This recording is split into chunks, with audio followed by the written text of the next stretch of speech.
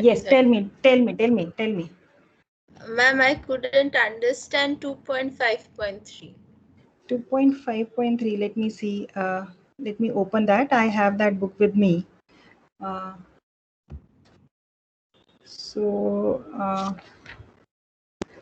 2.5.3.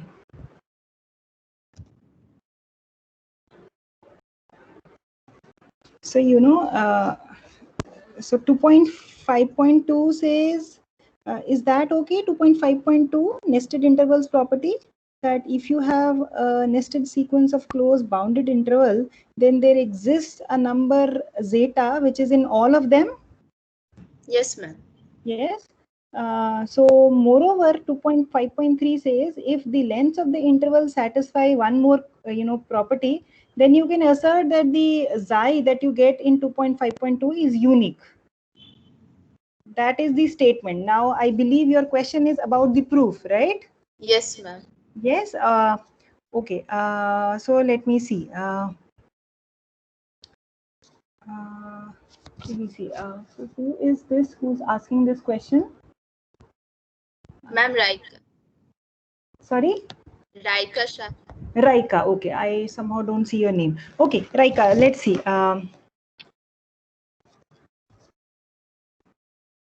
Okay. So rather than holding the class, Raika, maybe do you have another class at 3:30? No, ma'am. No, yeah. So let's go on with the class, and if you can stay on after 3:25, then we can spend some 5 minutes on it. Is that okay? Yes. Yeah, Raika. Yeah. Yes. Okay. Excellent. Thank you so much. So for now,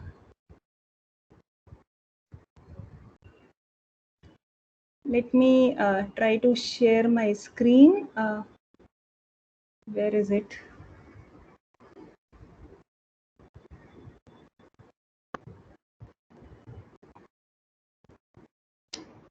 So last time we ended our time by stating the limit laws. Yeah.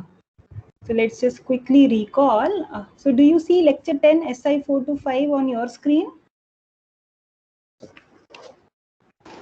Yes, ma'am. Yes. Okay. Excellent. All right. So let's quickly recall what is that we were doing last time. So here is what I stated. So proposition. Now we are on the real line with the metric space. So let the metric space RD be given, where D is the Euclidean metric on the real line, yeah, which means that the distance between any 2 points is measured like this.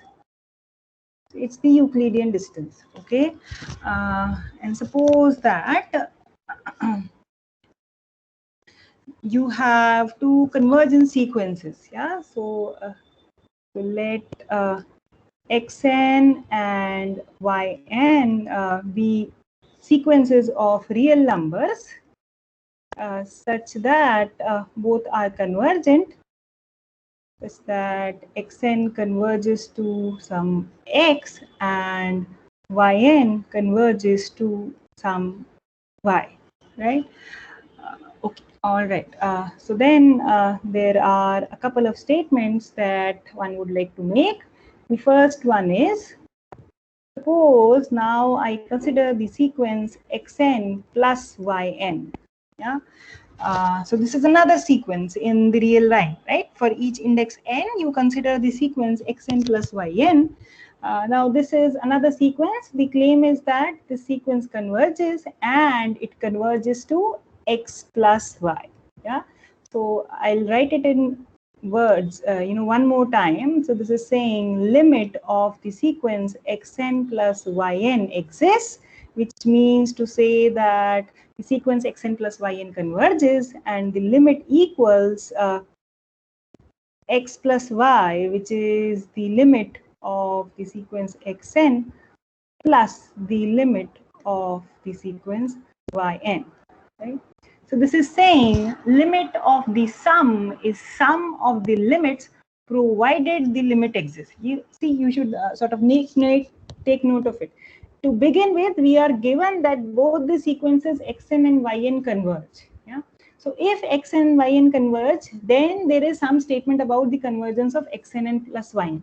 If xn and yn, we do not know if the sequences xn and yn converge to begin with, then we cannot make the statement that xn plus yn would converge to x plus y. Yeah, something to be kept in mind. Very often I have come across students making this mistake. Okay, so this is what happens under addition. Another one, suppose that so this is another one, that you can also consider the sequence xn minus yn.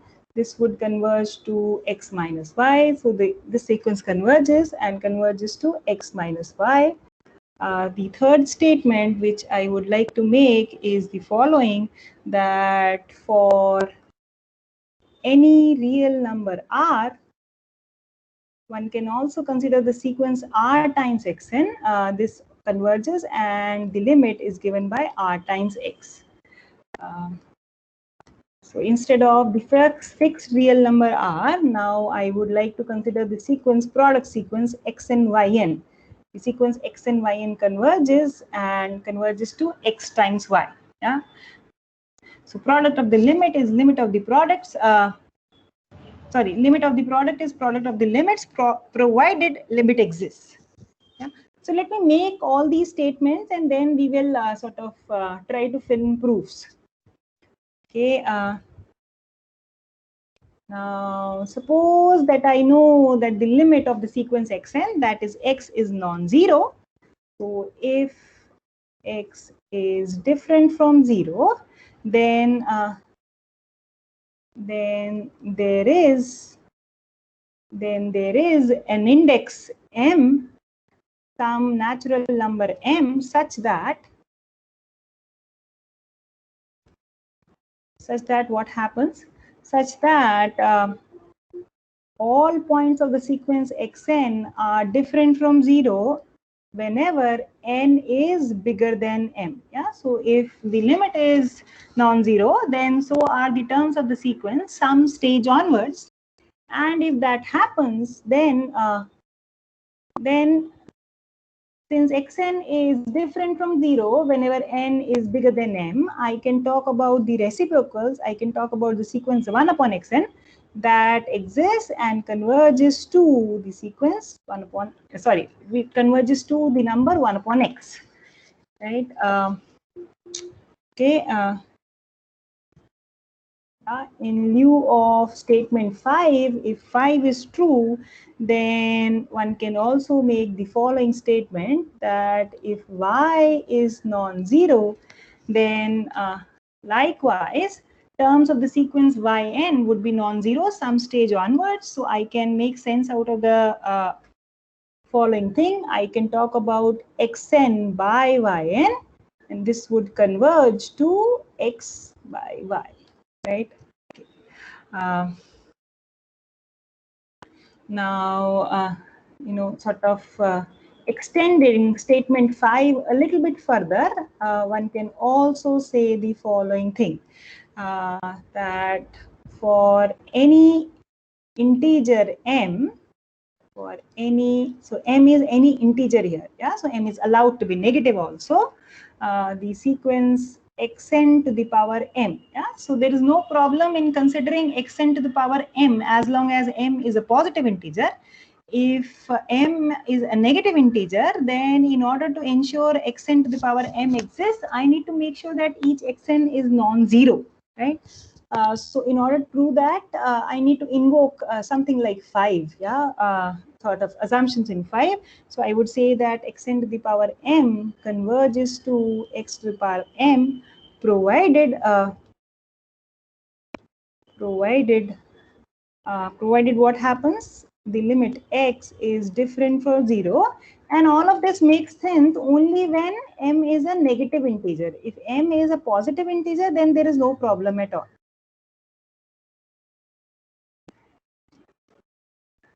Correct?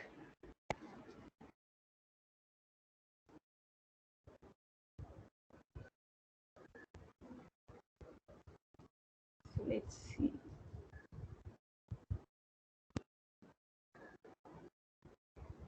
So how many of you are here? 33. Okay. So is this okay with everybody present here? Yes, ma'am. The statement of this Yes, ma'am. proposition, yeah. So I would sort of leave the proofs to you. They're fairly straightforward, but maybe let me just do one of them. Just sort of to give you an idea. Which one should we do? Let's do part 4. Yeah. Let's do part 4. Yeah, and I'll leave the rest for you to figure out. Is that okay? Yes, ma'am. Yes. Okay. So do you think you will be able to work out the remaining ones on your own? I'm sure you can do part 4 also, but let me just sort of drop a hint to part 4. Even part 5, whichever. Since I've written 4, so let me just do part 4. Okay. So what is it I have to do? What is part 4? Let's recall. So I'm considering the product sequence x and yn. So I need to show that this converges, and the limit is given by the x comma y, the product xy. So limit of the product is product of the limits, provided the limit exists. Okay. So what do we do? Yeah. So let's fix epsilon positive. So fix a positive number epsilon, and let's consider. What is that we consider? We consider xn yn minus xy. What is that we have to show? We have to show that this difference can be made smaller than epsilon some stage onwards, right? That's what we have to show.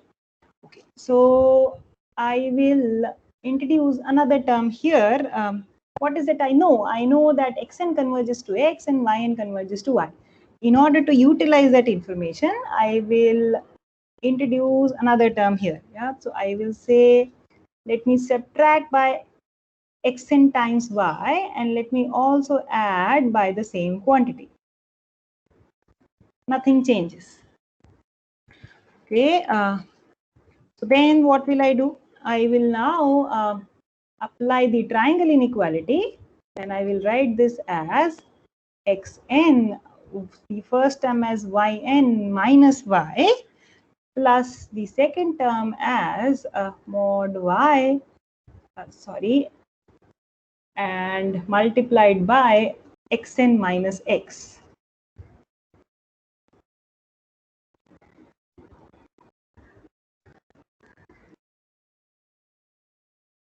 Correct? Is that okay? Now, what do we know? We know that the sequence yn converges to y. Yeah, so this term is small, right? We know that the sequence xn converges to x, so this term is small. Now, y is a fixed real number, so this is small. All we need to do is we need to control the absolute value of xn. So what do we do here? How do we do that? Ma'am, for part mod y. Not mod y. See, mod y, there's hardly anything to be done. Mod y is a fixed real number, and the quantity xn minus x is small, some stage onwards. Why? Because xn converges to x. The question is, what happens? How do we control the first term here? The yn converges to y. So this term, I don't know if you see the arrow on your screen or not. That's the best perhaps I can do. Yeah. So how do you control xn? How do you control xn? Yes. Okay, since xn is bounded, it is convergent, so it should be bounded. Right. So you use the fact. The suggestion is that you're given that the sequence xn is convergent, so it is bounded. Yeah? So you use the absolute bounded. That's yeah. So let's write that down. So since the sequence xn is convergent, it is necessarily bounded. That means that there exists some positive real number m such that the terms of the sequence xn are uniformly bounded by m. Yeah. So the same bound works for every element of xn, right? And we use the convergence of yn and y. Yeah. So since let's also utilize this. So since xn converges to x and yn converges to y, corresponding to the epsilon that we have chosen above, there exist positive integers n1 and n2 such that what happens? All terms xn live in an epsilon neighborhood of the point x after the stage n1, and all terms of the sequence yn live in an epsilon neighborhood of the number y beyond the stage n2, right? Okay. So what do? I want both these statements, I want both these statements 1 and 2 to hold true simultaneously, because I want to utilize it in statement 3. Is that true? Everybody with me? Yes, ma'am.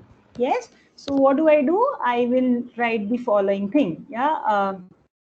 So I will say that using 1 and 2, using inequalities 1 and 2, what do? Let's set, what do I set? Let's set capital M to be the maximum of the integers n1 and n2.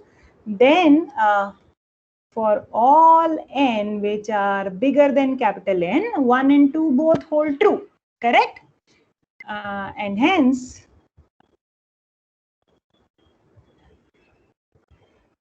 appealing to inequality 3, let's write that down. Let's just recall inequality 3 here. So we did this small calculation that the product xn minus yn is given by, so I had inequality 3, so I had retained this as it is. I had yn minus y plus mod y xn minus x, correct? So this is just recalling inequality 3, right? So I am going to use this. The terms of the sequence xn are bounded by capital N. Whenever little n is bigger than capital N and capital N is bigger than capital N1, so 1 holds and 2 also holds. So which means that this term is at most epsilon and mod y stays at is, and this term is also at most epsilon. Hence, yeah. So I would just remove this and hence here. Yeah, this doesn't make sense. So for every little n which is as big as capital N, bigger than capital N, this holds true. Yeah. So writing it in one more time. So this is m plus mod y epsilon. Yeah. So what is that we have shown? We have been able to show so far that for epsilon fixed, the terms of the sequence xn yn minus xy are less than m plus mod y times epsilon whenever this holds. Correct? This is what we have shown. So I'll write this down. So given an epsilon positive fix, yes. Ma'am, will the equality hold for the second line? I mean, this one here, m epsilon plus mod y epsilon. Yeah, ma'am. Yeah, so I've just written m plus mod y epsilon, right? Isn't it? See, the previous one was m epsilon plus mod y epsilon. I just grouped the terms, right? Yeah, but ma'am, yn minus y modulus is strictly less than epsilon. Which one? And, y minus y modulus. So all you're trying to say is that over here, the second one, there should be a strict inequality. Over here, yeah. Thank you so much for pointing it out. Yeah. This is correct. Much better now. Is that okay? Yes, ma'am. I think so. Yeah. All right. Great. Thank you so much for pointing it out. Right. So this is what we have done, right? And I say that I am quite done. Yeah. So if you are very, very careful, what you can do is instead of, so I'll just do this. So instead of writing epsilon here, I can apply this. Yeah. So I can say here that instead of applying to this, I will apply to 2 times m plus mod y. Same here, 2 times m plus mod y. Yeah, so what will I get? So I will have a 2 times m plus mod y. Here I will have a 2 times. It doesn't matter, but since you're doing it for the first time, so I will have a 2 times, well, not 2, m plus mod y. So this 2 term will disappear. Yeah. So this constant term will disappear. Yeah, and so this constant term will disappear. Is that okay?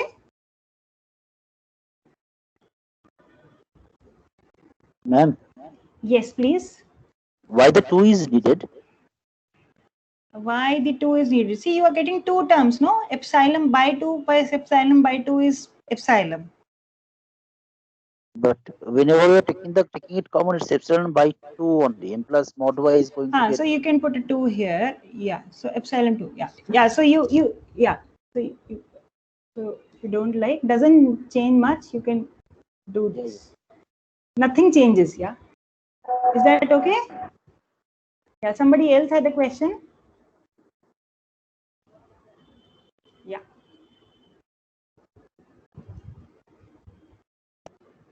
Any better?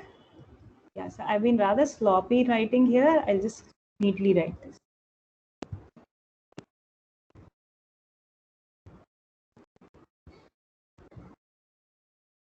Is this okay? Yes, ma'am. The upshot of all of this discussion is that x and yn. So what is that we have chosen? We have shown that the product sequence x and yn converges to the product x times y. That's it. Is that okay?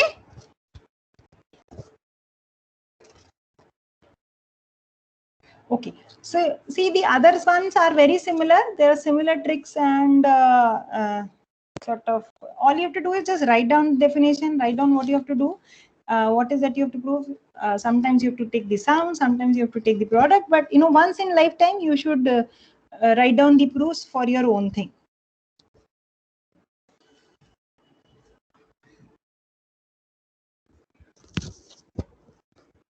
Okay, so is this okay?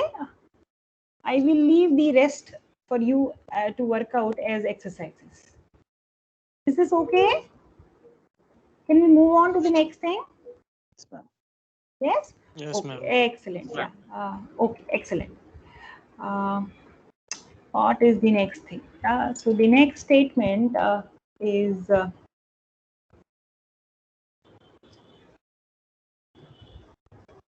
order theorem. Yeah. So I believe you have seen these results earlier. So we will run through them rather quickly. So suppose that let xn and yn be sequences of real numbers, and suppose that they are both convergent. Yeah, the convergent sequences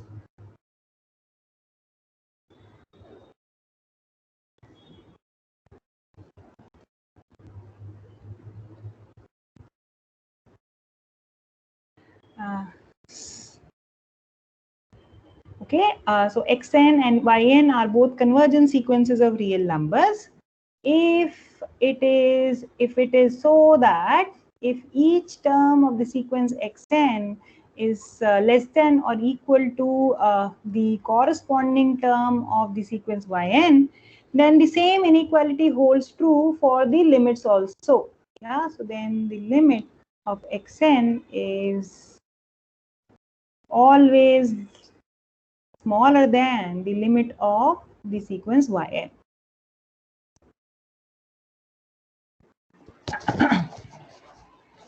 Yeah. Okay. Again, all you have to do is just write it down and the proof should follow. Yeah?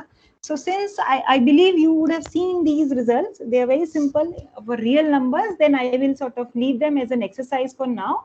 Any questions? they are always welcome. Yeah? So I'll leave the proof as an exercise for now. Is that okay? Everybody present here has seen them somewhere or the other. If not, the proofs are available in the book. I can sort of give you the reference also. And of course, you know, you're always welcome to ask me. But I'm sure you can work it out on your own. So is this okay? Can I leave for you to fill in the proof?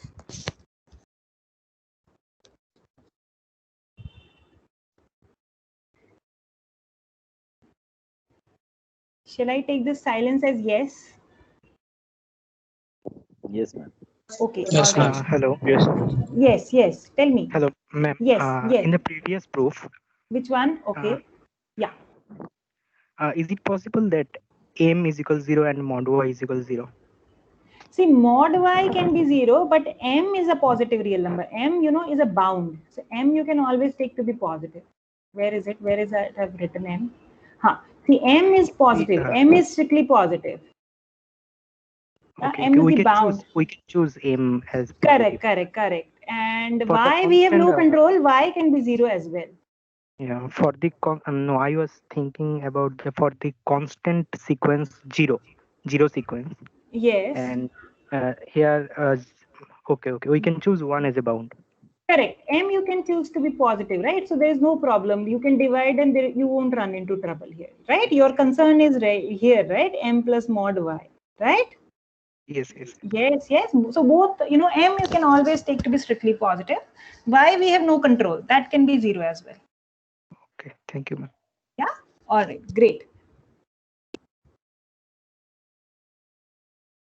Okay. So I will move on to the next result, assuming that all of you understand. So I didn't want to write proof. Sorry, this is proposition is what I wanted to say. Another proposition concerning sequences of real numbers. This is called as the sandwich theorem or the squeeze theorem.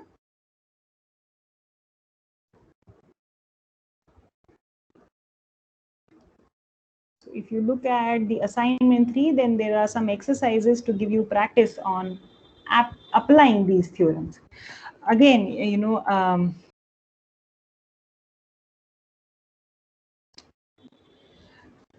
so suppose that you have 3 sequences, so 3 real sequences.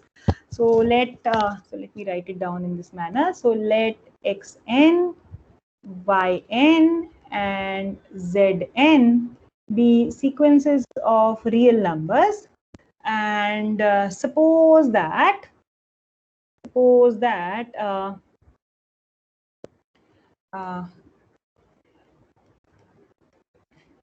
the following inequality holds for each index n, right? Right. So each term in the sequence xn is less than or equal to the corresponding term in the sequence yn is less than or equal to the corresponding term in the sequence zn. Yeah. If this is true, and furthermore, both the sequences xn and zn converge to the same limit. Yeah. So limit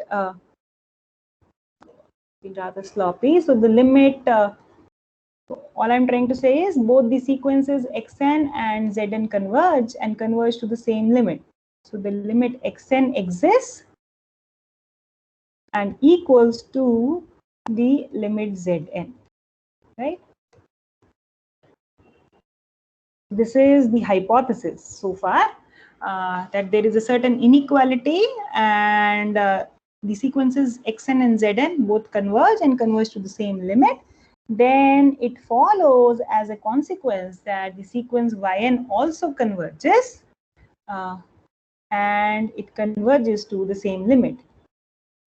Also converges, and you can say something more. You can actually determine the limit, and its limit is given by it's same as the limit of the sequences xn and zn, right?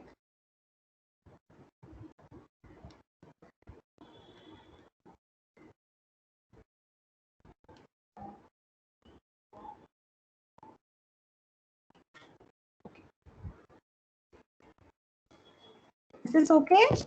The statement? Yes, ma'am. Yes. So I'll try to sort of make a statement here. One, I would like you to try out the proof on your own. I will leave it as an exercise for now. That is one, because this will give you some practice in writing also, and these proofs are fairly straightforward, and I'm sure all of you can do it. One. The comment which I want to make it is, see, both in the statement of the order theorem and the sandwich theorem, there is an assumption like this: xn is less than equal to yn for each n, and over here, xn is less than equal to yn is less than equal to zn for each n.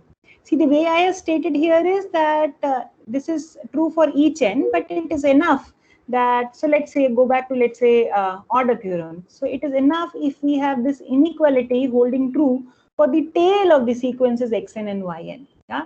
So it's okay if first few finitely many terms of the sequence xn and yn do not preserve, this inequality. That's okay. You can just ignore them. That is because, as we talked about last time, the ultimate behavior of the sequence is what is relevant here as far as convergence is concerned. Is that okay?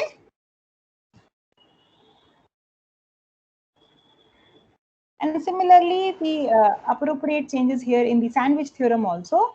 It is okay, it is enough if we have xn less than equal to yn is less than equal to zn, not for each index little n, but for only, but finitely many, in the sense that there are finitely many indices little n which do not perhaps obey this inequality, but the tail of the sequences xn, yn, and zn do obey this inequality.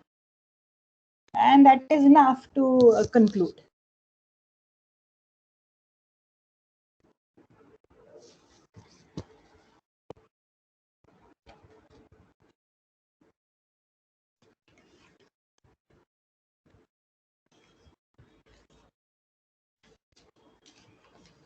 Is this okay? Everybody with me on this comment?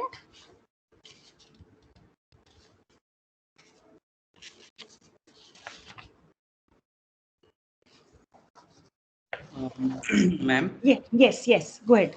I was going about solving the order theorem right now. So, Okay. So what I did is I took absolute value of yn minus xn Yes. and then subtracted y and x and then also added there and then use the triangle inequality. So I reached the point and it is equal less than epsilon plus x minus y. See, my suggestion would be that instead of looking at the absolute value of yn minus xn, you define another sequence zn, which is yn minus xn. So I'll write it down rather than saying all of this. This might be too much to absorb orally. So here, yeah. So for the sort of benefit of everybody else who is present here, to define zn as another sequence, which is yn minus xn. So what is given to you is, given Zn is greater than equal to 0 for each n, and you are required to prove that, so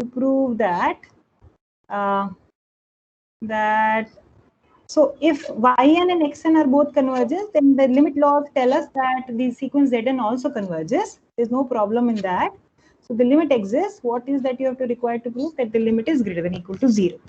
I think this might be much easier. So you try to show that the limit does not, suppose the, so you are already know that the limit Zn exists, right?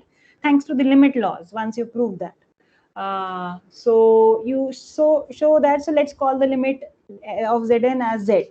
And you try to show that suppose Z is not greater than equal to 0. So that means what? Suppose Z is strictly less than 0. Then what happens?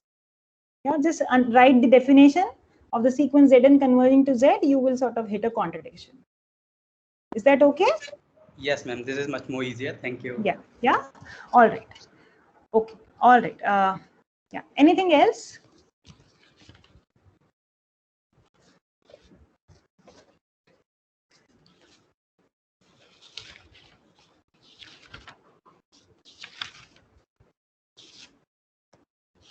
So do I believe this is okay with everybody present here? Okay, all right. Shall I take this silence as yes? Yes, ma'am. Okay, all right. So if this is Right. okay, yeah, go ahead, go ahead. There's some question? Somebody has a question?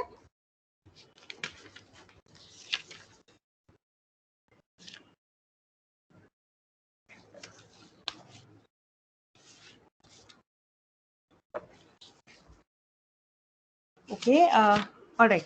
So in that case, you know, there are 2 more things that I would like you to work out on your own. Maybe I will also include them in the assignment, but let me sort of, for the sake of continuity, at least mention them here. So which is, so this is theorems. So this is theorem 3.2.10 and theorem 3.2.11. So what is this? This is the ratio test for convergence of sequences. And sorry, so actually 1 is the ratio test, and so this is the ratio test, and this one is the root test. Yeah.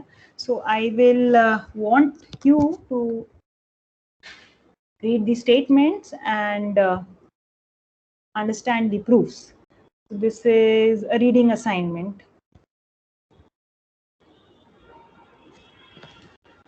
So I believe you have done this things beforehand. So my objective would be to sort of take up things that you have not seen before, perhaps, or maybe you have seen before that, but maybe, yeah. So do you think I can leave this for you to work out on your own? Any questions you are welcome to ask. The ratio test for convergence of sequences and the root test. Don't worry if you have not heard of these names before also.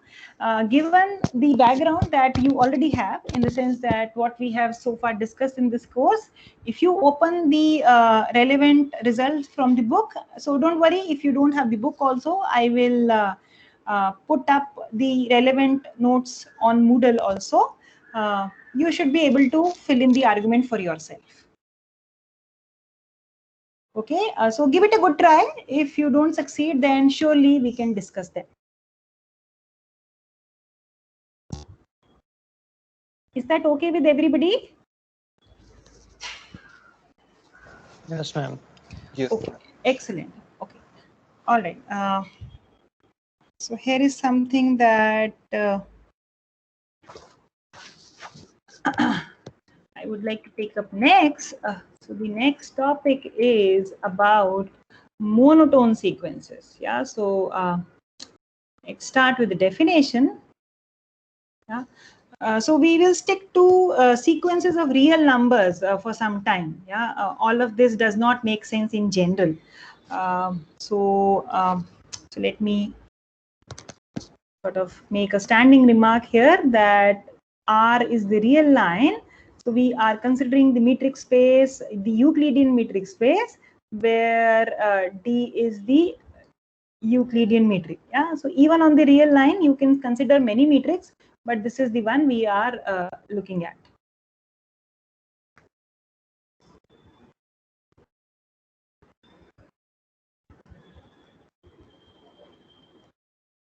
So unless stated otherwise, we are going to work with the Euclidean metric for some time. Okay.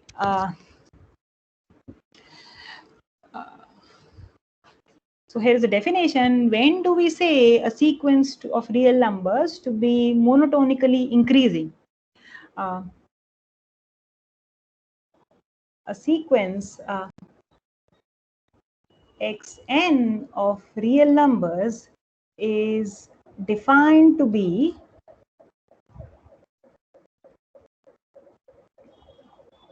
monotonically increasing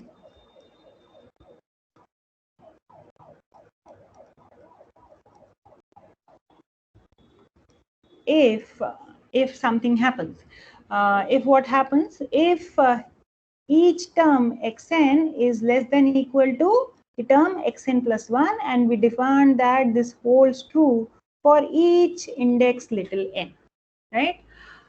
Likewise, there is a definition about of monotonically decreasing sequence. So let me also write that down. This is another definition. So a sequence xn of real numbers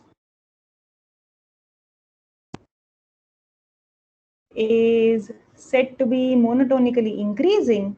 Sorry, monotonically decreasing is what I want to talk about now. So when do we say a sequence of real numbers is monotonically decreasing? If the nth term is at least as big as the n minus 1th term of the sequence, and this is true for each index n. Yeah, so I believe the definition itself is quite transparent. So here's another term that you should be careful about. A sequence xn of real numbers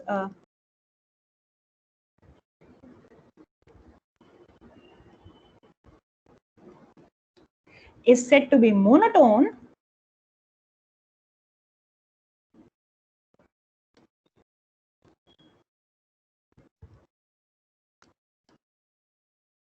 if it is either monotonically decreasing or it is monotonically increasing.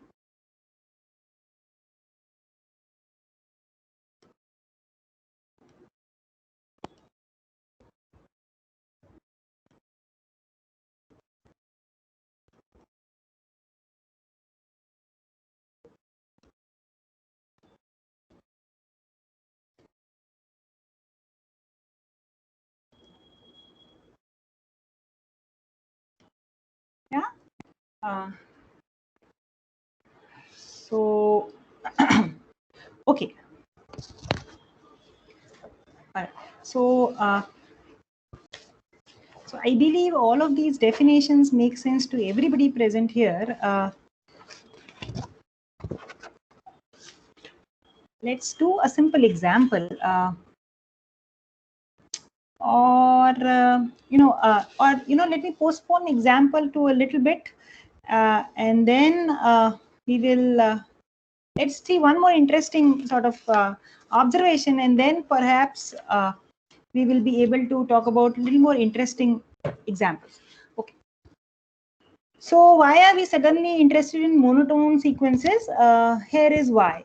We can say much more about the convergence of a sequence provided we know it is monotone. Okay.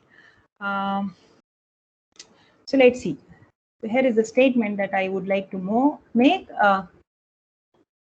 Let me write it down here. So let me write down a proposition.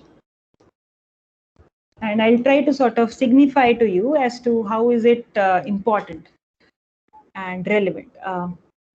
So let's say, let xn be a monotonically increasing sequence of real numbers. Yeah, so let xn be a monotonically increasing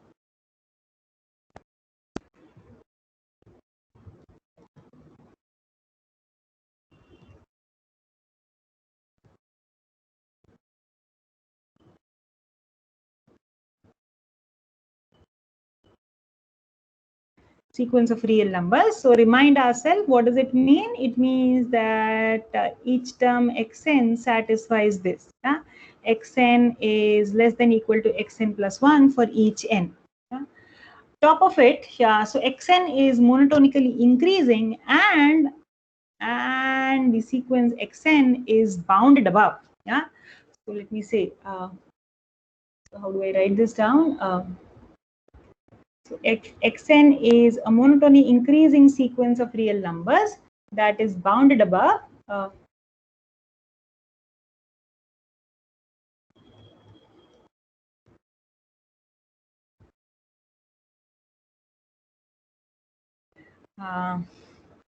then there are two statements one can make. One, then the sequence Pn converges. Sorry, there's no Pn here. The sequence Xn converges. That's the first statement. And the second statement is, you can also make something, you can also say something more. And the limit of the sequence Xn, which exists provided we have established part 1 is true, this is actually supremum of a certain set. What is this set? Yeah. So supremum of a certain set E. Yeah. So what is this? So here we are taking the supremum as in we are viewing the set Xn as a subset of R and not as a real valued function. Is that okay? So I'll just clarify here. So let me complete this and I'll sort of try to emphasize why is this quite remarkable. Here, while taking the supremum,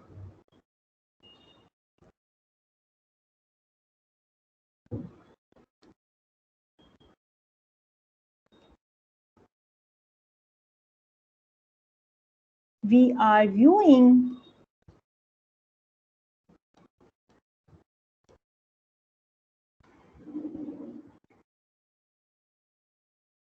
this as a subset of R.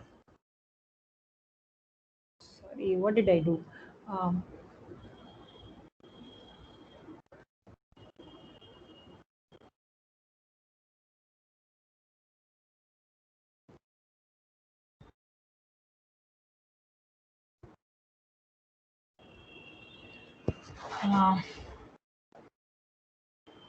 So we are viewing this as a subset of R, as a subset of a real line,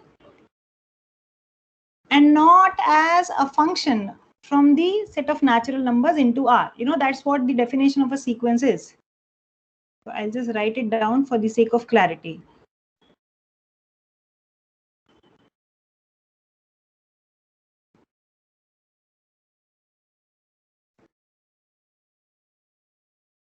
We will do examples also, don't worry, yeah, if this looks too daunting.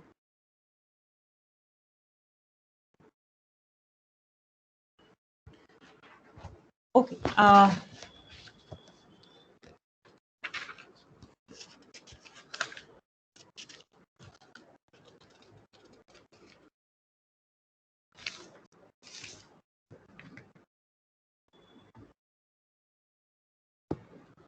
I'll pause for a minute for you to sort of read the statement and try to absorb it.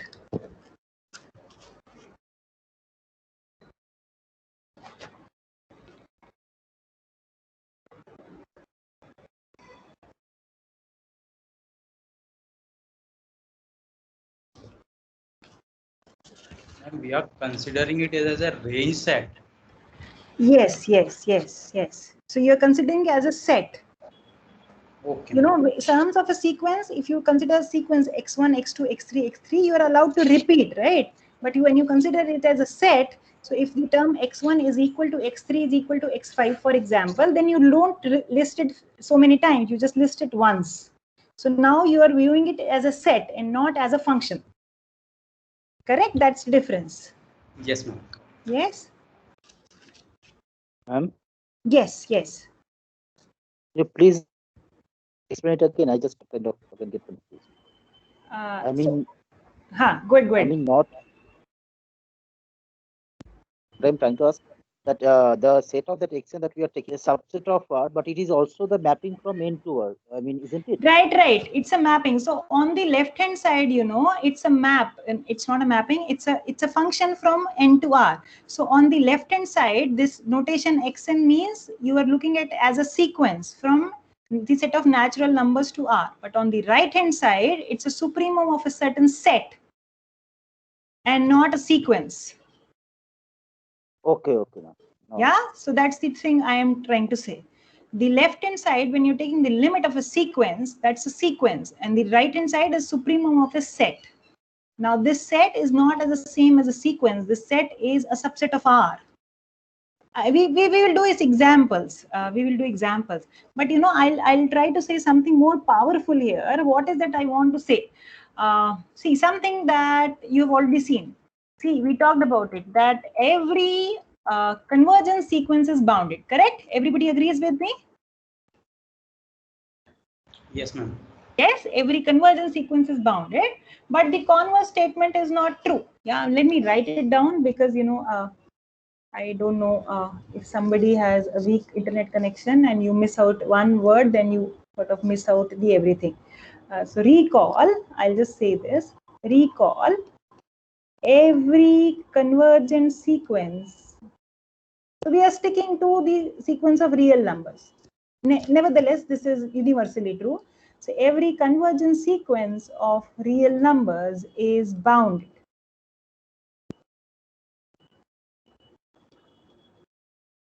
Correct? Yeah. But the converse, what about the converse statement to this? What is the converse statement? Is every bounded sequence of real numbers convergent? Not necessarily. Correct?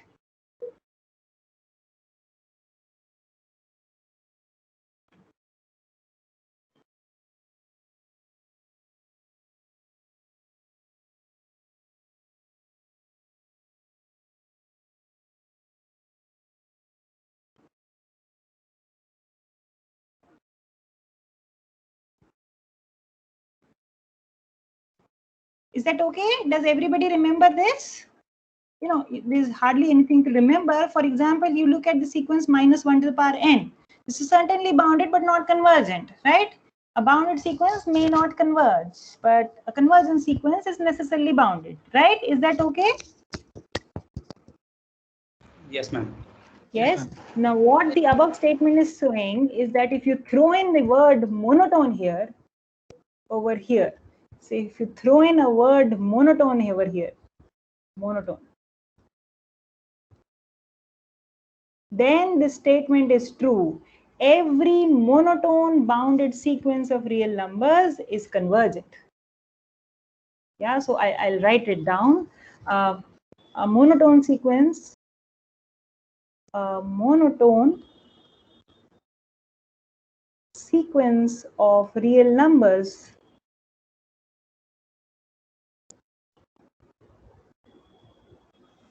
is convergent if and only if it is bounded. Yeah, so this is a rather strong assumption.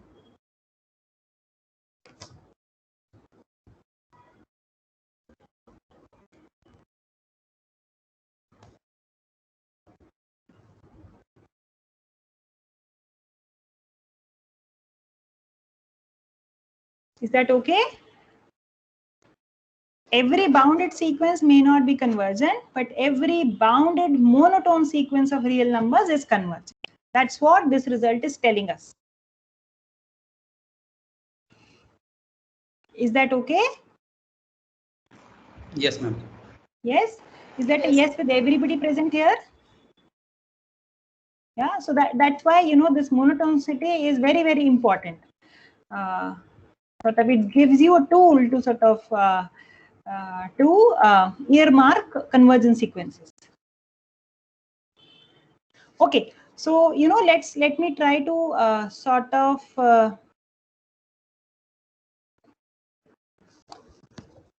let's try to. So how much time do I? Oh, I have enough time. Yeah. So let me try to give a proof, but before that, let me, for the sake of clarity, write it as in this manner here. Yeah? So let me erase this. So I will write here supremum of, so I'll give it a name, supremum of E, supremum of a set E, where E is the set Xn such that this, and we are viewing just for the sake of clarity. Yeah.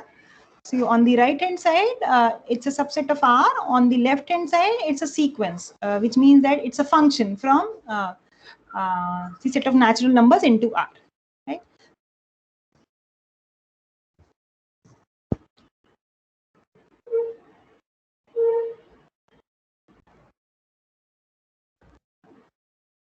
Okay. All right. So I believe the statement is okay with everybody present here. So in that case, we can sort of proceed to the proof. Is that okay? Yes, ma'am. Yes. Okay. So I'll. So this is the proof to the proposition. What is that we are given? Recall. We are given xn, a sequence of real numbers which is monotonically increasing and bounded above. We have to establish that the sequence 1, it converges, and we have to also say something more about the limit of this sequence. Okay. All right. So let's start. Yeah. So what is that we have in the notation used in the proposition? So we are given this subset of the real line, yeah, n equal to 1, 2, and so on, yeah. Now this is clearly non-empty, and by assumption the sequence xn is bounded above, so E is bounded above, right? So I have a non-empty subset of the real line which is bounded above. So the completeness property of R tells me that the supremum of E is going to exist, correct? And I'm going to label that supremum as something. So given E, a non-empty subset of R which is bounded above,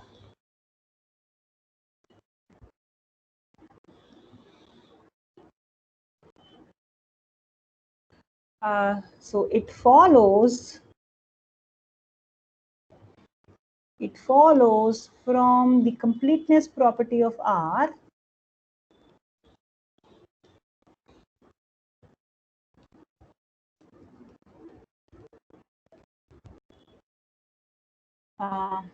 what does it follow? It follows from the completeness property of R that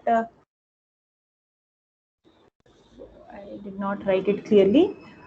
It follows from the completeness property of R that the supremum of E exists. Right?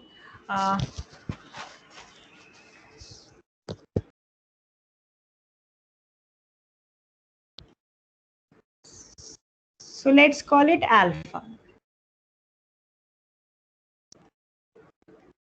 Yeah, so alpha is the supremum of E, right? So by definition, alpha is the supremum of E. So which means that alpha satisfies this bound. Yeah, xn is less than equal to alpha for each index n, right? Alpha is an upper bound, for example, in particular, right? Now, what is it I am required to show? I am required to show that the sequence xn converges, right? So what is it I have to do? I have to fix an epsilon positive, and you have to show that you have to find a point, probable limit, and to show that all points of the sequence xn live within epsilon neighborhood of that limit some stage onwards, right? Now over here the claim is that xn converges to alpha. Yeah, so let's get started and let's try to see where we land up. Yeah, let's say that let us fix some positive real number epsilon. Okay, so my goal is to show that there is an index capital N such that all points of the sequence xn are in an epsilon neighborhood of the point alpha some stage onwards, right? So how do we do this? Yeah. So what is the only thing that we know? The only thing that we know is that alpha is the supremum of the set E, right? So let's recall what is that we have to do. Yeah, so let's recall. So what is that we have to do? We need to show that I will just write that down here so that we will show that there exists a capital N, some natural number, such that so all points, so xn minus alpha is less than epsilon whenever little n is bigger than. Yeah, that's the definition of the sequence, convergence of a sequence to the real number alpha, right? This is what we are required to show, right? So which means that xn is in the interval alpha minus epsilon, alpha plus epsilon, right? Okay.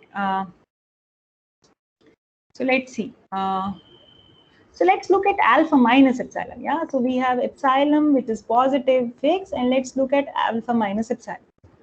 What can we do? Yeah. Now let's look at alpha minus epsilon. Now alpha minus epsilon is clearly it is smaller than alpha. It's smaller than the least upper bound. So alpha minus epsilon in particular cannot be an upper bound of the set E. Yeah. So let's write that down. What does it mean? What does it mean to say that alpha minus epsilon cannot be an upper bound of the set E? Let me write this down.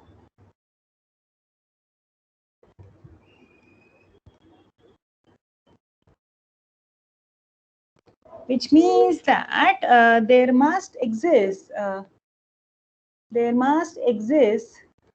some term in the sequence xn such that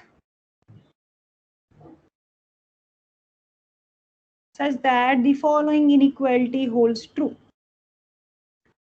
that that alpha minus epsilon is strictly less than xn. Why? Because if there is no capital N like this, then the opposite inequality holds true, which would imply that alpha minus epsilon is an upper bound, which would be a contradiction to the fact that alpha is the supremum of E, alpha is the least upper bound of E. Yeah. Now, yeah. So let's see. What is that we have used so far? We have used so far that, let's go back. We've used so far that the sequence xn is bounded above. And we have used so far the fact that, so we have used the fact that alpha is the supremum of E.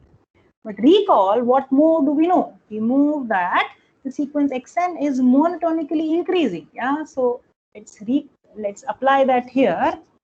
So let's note the following thing. Observe that now alpha minus epsilon is strictly less than xn. And what am I going to write that? That for all n which are bigger than capital N, since the sequence xn is monotonically increasing, the following inequality will hold true. X capital N is less than equal to x little n. Yeah. And moreover, alpha is an upper bound. So this inequality, the last inequality, also holds true. Xn is less than equal to alpha for each index n, in particular for each index bigger than capital N, right? So what is that we have shown? We have shown that, what is that we have shown? So let's sort of get rid of what is not required. This implies that there is an index capital N, some natural number, such that what happens? Such that if you look at the terms of the sequence xn after this stage, then so actually there's a strict inequality here because I had a strict inequality upstairs. So let me correct that. So I have this, and this is less than equal to alpha, which is strictly less than alpha plus epsilon, and this is true for all index capital N.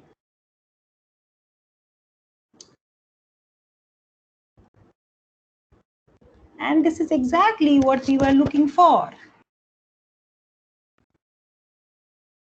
Yeah, so in other words, the absolute value of xn minus alpha is as much epsilon whenever n is bigger than n, and that's it. So we have shown that the sequence xn converges and it converges to alpha.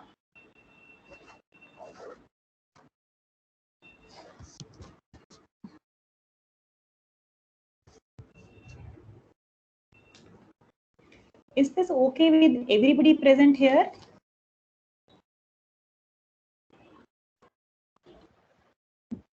And please repeat the last two lines. The last two lines. So is this inequality okay? Do you follow this? That, you know, up till this point is okay, that alpha minus epsilon is less than x capital N. There is an index capital N like this. On this, the previous line. Which one? Since, from since. Since you are lost. Okay. So let's see. Yeah. So the first thing is alpha is the supremum of E. So which means that anything less than alpha cannot be an upper bound. So in particular, you fix the positive number epsilon and look at alpha minus epsilon. That cannot be an upper bound of the set E, which means that there is an element in the set E. So let me write that down. So there is an xn in the set E, if that helps, such that this is true. Yeah, alpha minus epsilon is strictly less than xn. This is just the fact that alpha minus epsilon cannot be an upper bound of E. Correct? Now, all I've written is, I have just repeated the inequality from upstairs. Use the fact that the sequence xn is monotonically increasing, which means that for little n greater than or equal to capital N, x capital N would be less than or equal to x little n, right? This is all that is xn is monotonically increasing. The next inequality is xn is less than or equal to alpha. This is true because alpha is the supremum of the set E. In particular, alpha is an upper bound of the set E. And the last inequality is alpha is strictly less than alpha plus epsilon. This is trivially true because epsilon is positive. Correct? So all of this, what is relevant to us is that there is a index capital N such that terms of the sequence xn. I'm just looking at the last two inequalities here. Yeah, xn is at least as big as alpha minus epsilon and smaller than alpha plus epsilon beyond the stage capital N. This is exactly saying that the absolute value of xn minus alpha is smaller than epsilon whenever little n is bigger than capital N. So my guess is that you are lost here. Is it this inequality here? Let me just point it out in red. So is that where you are lost? Yes, I have put a red question mark. yes, ma'am. Yes. So this is using the fact that the sequence xn is monotonically increasing. Is that okay? Okay, ma'am, got it. Yeah. Are you still lost? No, ma'am, got it. Yeah. Is that okay? Anybody else?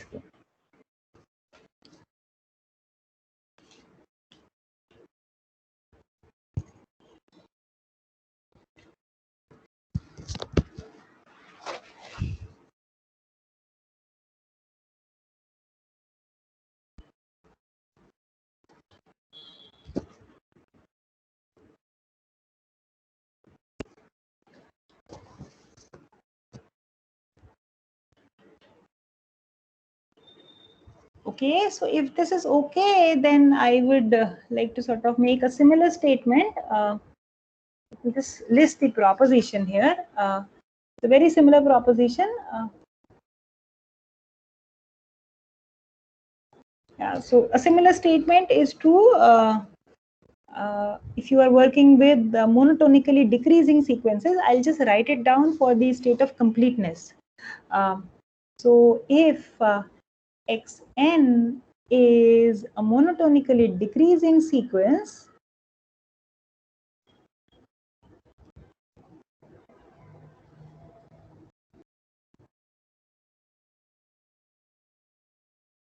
of real numbers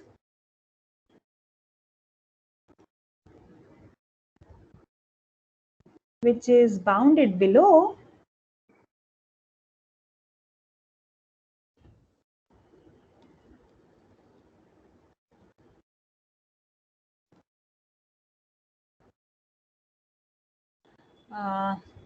then the sequence converges There are two parts of it. Then the sequence xn converges. That's the first statement. And the second statement is you can also determine the limit provided you can evaluate a certain infimum. The limit of the sequence xn, which exists thanks to part 1, is given by infimum of a certain set. As before, this is the infimum of a certain subset of R. Is this okay? Similar statement as before. Now for monotonically decreasing bounded below sequences.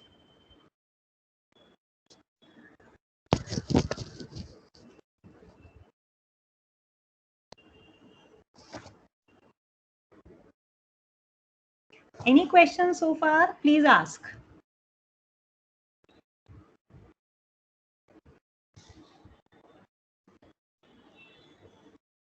Ma'am, I want to ask one thing. Please go ahead. The completeness property of R states that there exists a supremum for any non-empty set bounded above. Correct. But for the infimum part, do we say that it is the completeness property, or we say that it is the analogous of the completeness property? It's not an analogous. Assuming that the completeness property holds true, you can prove that every non-empty subset of R which is bounded below has an infimum. It is not analogous. You can prove that. Yes, ma'am. But we are not going always going to prove that. But we just write, like we write the from using the completeness property of R. You can write that, but once in lifetime you should do it for yourself. Okay, ma'am. Yeah. So at some point of time you should do it. There's not much to it, but you have to write it down and do it. Okay, ma'am. Yeah.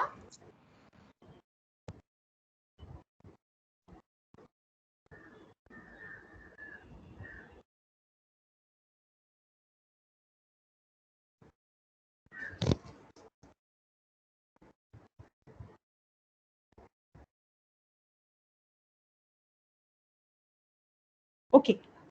So if there are no further questions, then I would like to talk about some examples.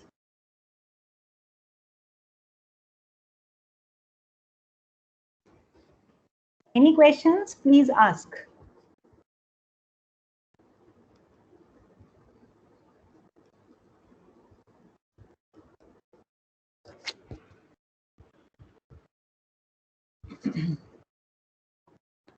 Okay, so let's see first example. Very simple. Let's take xn to be 1 by n.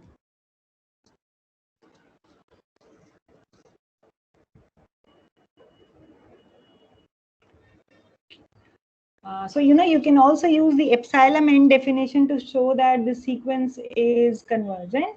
But here's another way of looking at things. I say that this is an example of a monotonically decreasing sequence. In this example, xn is monotonically decreasing.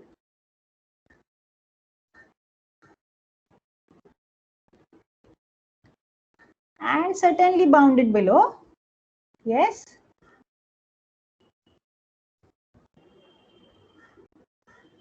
Is that okay? Everybody is with me?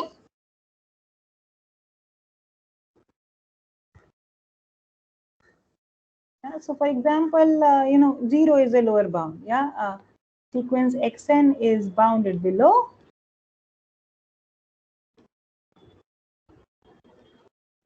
Well, not above. It is also bounded above, but that's not relevant to what we are doing. What we need is it is bounded below.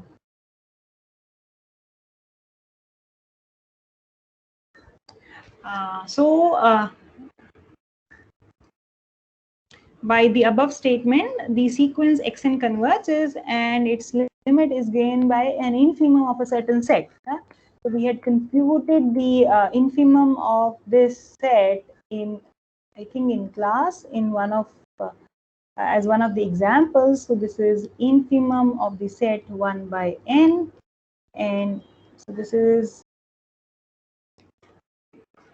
right, fairly straightforward. Okay.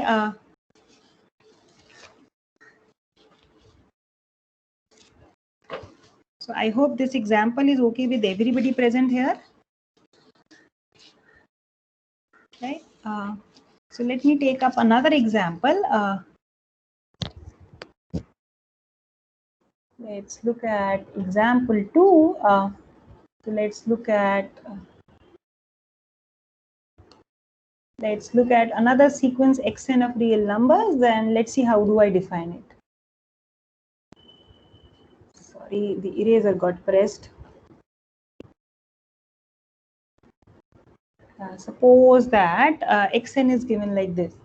So 1 plus 1 by 1 factorial plus 1 by 2 factorial and so on. The last term is 1 by factorial n. Now for each index n, I am defining xn like this. Right? Right. So over here, it is useful if you have to prove the convergence of the sequence using the epsilon n definition. I am not saying you cannot do it, but it's a little more tedious. So here is a sort of a smarter way to go about it. Yeah. So clearly, the sequence is monotonically increasing in this example, right? Everybody agrees? Yes, ma'am. Yes, everybody agrees that the sequence is monotonically increasing, which means that xn is less than equal to the n plus 1th term, xn plus 1. Right?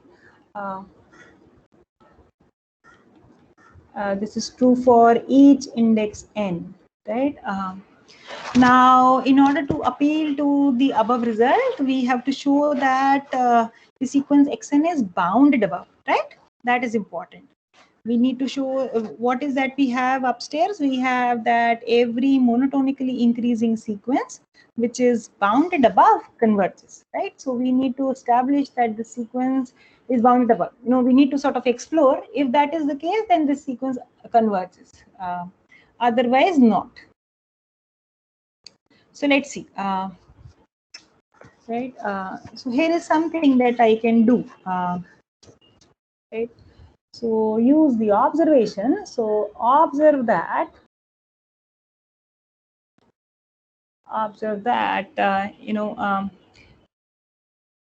So you need a lower bound on factorial n because you are considering reciprocals of that. So here is one way to go about it. Yeah. So observe that 2 to the power n is bounded above by n plus 1 factorial for each index n. Yeah. So you can prove the statement using mathematical induction. So what is the advantage of this inequality here? So then what will happen is, so it helps in the following manner. It follows that if you look at the terms of the sequence xn, so xn, so the first term is, so I'll write it as it is. Yeah, the 1 remains as 1. Yeah, so the 1 plus factorial 1 also remains like this. So 1 upon factorial 2 is bounded above by 1 by 2. Yeah, 1 upon factorial 3 is bound above by 1 by 2 square. Yeah, and so on. The last term 1 by factorial n is bound above by 1 upon 2 to the power n minus 1.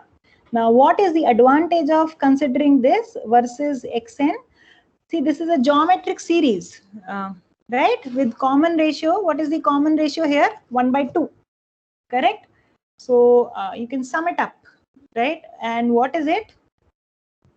So this is of the form 1 plus r square plus all the way r to the power n, right? So you can write it down. This sum is given as 1 plus, what is that? 1 minus r to the power n. R here is 1 by 2 to the power n divided by, or in this case it is, yes, 1 minus r, 1 minus 1 by 2.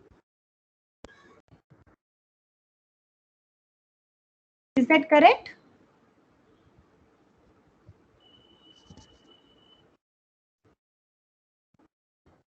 So I'll just rewrite it one more time. This is 1 plus 2 times 1 minus 1 by 2 to the power n, which is strictly less than 3. Yeah? And this is true for each index n.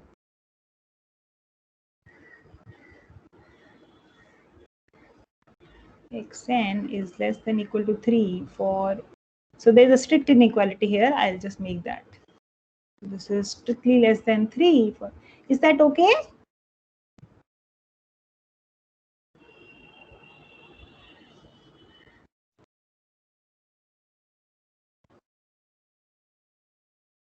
Is that okay? Yes, ma'am. Yes? Okay. Yeah, all right.